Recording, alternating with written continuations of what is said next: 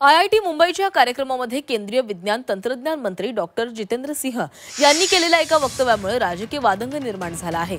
मला आयआयटी बॉम्बेचं नाव बदलून मुंबई केले नाही याचा आनंद आहे असं जितेंद्र सिंह यांनी म्हटलं।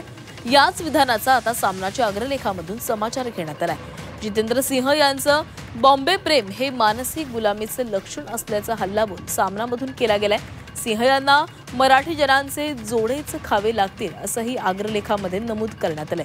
मुंबईचा अपमान कराल तर याद राखा असा इशाराही सामनामधून देण्यात आलाय।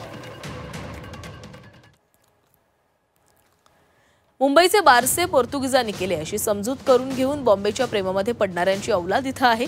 केंद्रीय मंत्री डॉक्टर जितेंद्र सिंह यांचे बॉम्बे प्रेम हे त्यांच्या मानसिक गुलामीचे लक्षण आहे। अयोध्येच्या राम मंदिरावर धर्मध्वजा फडकावून पंतप्रधान मोदी म्हणाले, भारताला गुलामीच्या मानसिकतेमधून मुक्त करू, पण त्यांच्या मंत्रिमंडळात बॉम्बेची चाटुगिरी करणारे, पोर्तुगीज बापाची चाटुगिरी करणारे मंत्री बसलेले आहेत।